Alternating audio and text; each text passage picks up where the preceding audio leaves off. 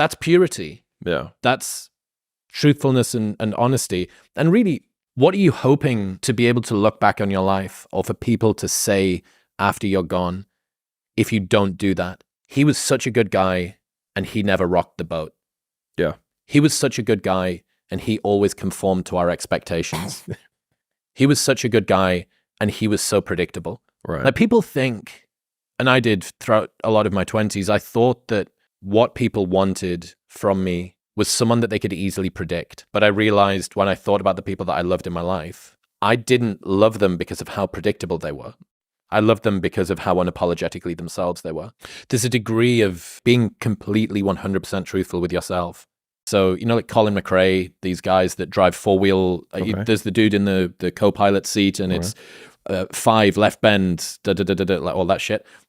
These guys that go and watch this are in the middle of some fucking wood in Ayrshire, right, in Scotland. So these guys are there and they see some dude in overcast rain, freezing cold, soaking wet, go, and then they turn to all of their boys and they're like, ah! Yeah.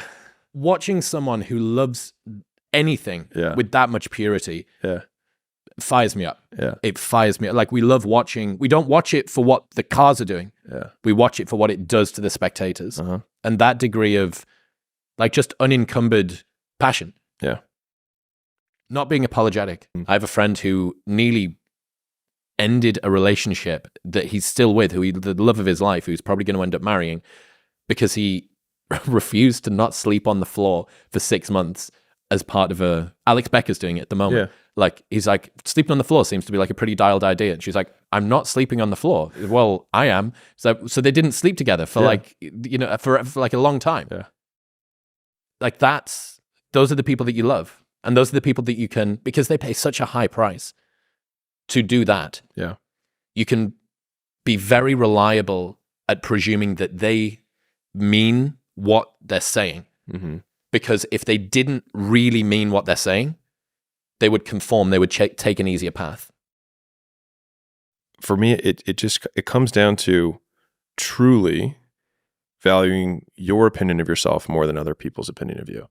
Like, but the only way you can believe in a thing or an idea or even yourself is because you have the evidence behind you that supports that your belief isn't full of shit. So that when you're in that room and you come up with that one number and you say, I think everyone's wrong, I think this is actually what it's worth. You're not just making it up to say you believe something different. You actually have proof and evidence that you're not full of shit. And I think that's the work. Is like, I looked into a lot of the stuff on the floor sleeping. I think it checks out. I'm going to do it. Like, I think everyone else is wrong. I think everyone else is wrong. And everyone's like, you're an idiot. And you're like, I think you're wrong. And that's okay. You know what I mean? And it's just, most people can't do that. Just the idea of being weird is too much. I promise you, if you can actually go through 100 days of rejection, your life will change. Because you will realize that at the end of the 100 days, you're still alive and nothing changed. Well, I'm going to die. Yeah. That's the fear. The fear is, I'm going to ask for the coffee and they're going to say no. And then everyone's going to laugh at me. And then I'm going to be alone. And then I'm going to be unsheltered. And then I'll be dead. Yeah. It's catastrophized to death. We all do it. And so, I mean, obviously I come from a sales background, so getting people to say no to me is something that I'm now... If you've asked drunken Newcastle girls where they're going tonight, darling, for a decade and a half on the street trying to give out wristbands for a free entry to a club night no one wants to go to, you get good at rejection as well. Everyone is always going to campaign for the thing that they did, right? You're always going to say something along the lines of, I think people can learn a lot from sales. Yeah. And I'm always going to say, I think people can learn a lot from being in club promo. But like, honestly, dude, the insight that you get into human nature from doing that, from seeing what do people object to and why do they object in that way. There's a big difference between becoming known and becoming respected. Don't let an algorithm convince you otherwise. If I ever feel like I have to sacrifice who I am or the values that I believe in order to like get more views or something like that, I see it happen more times than not because the algorithm and the views and the likes become kind of a proxy for conforming in their own way. Like, everyone likes this type of thing. Do more of that. And that makes me feel very like dance monkey dance. And I think there's few things that kill my soul more than that.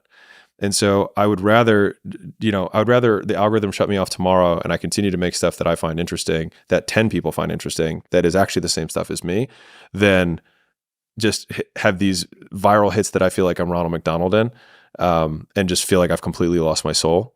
And I do think, as a side note, that if you do the first one where your intention is to maybe help find the 10 people who are really interested in your thing, you probably will create more of the viral hits. But when you solve for the other way, I think you accomplish neither.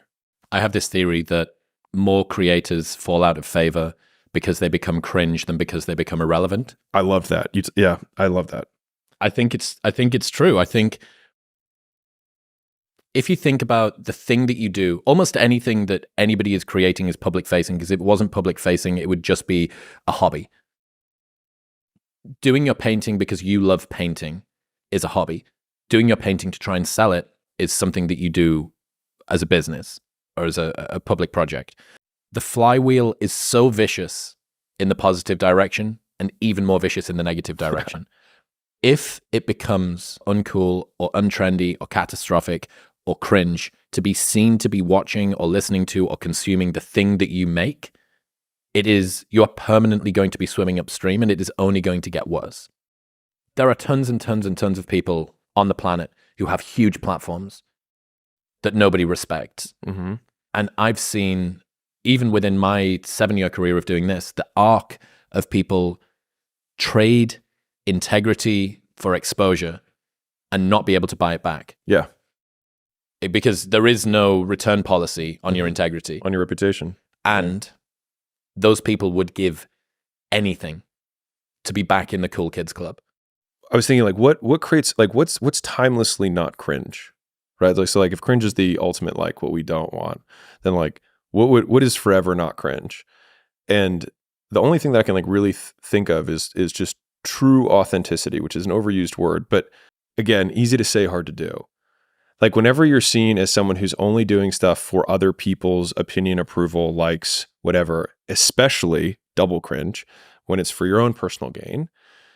And so if the equal opposite of that is something that is to my personal detriment, that is truly something that I believe in, it honestly doesn't matter what it is. Because there are some people that probably believe things that I don't believe, but I genuinely think, based on what I see, that they genuinely believe it, and they don't really stand to gain much for believing it. Yeah. I think that aligning authenticity as best you can, because you are not inside of a vacuum and you see other people doing things and there is temptation, and you need to respond to the audience's feedback in some regard, or else you're just going to be making something that nobody fucking cares about, but you also need to not compromise too much.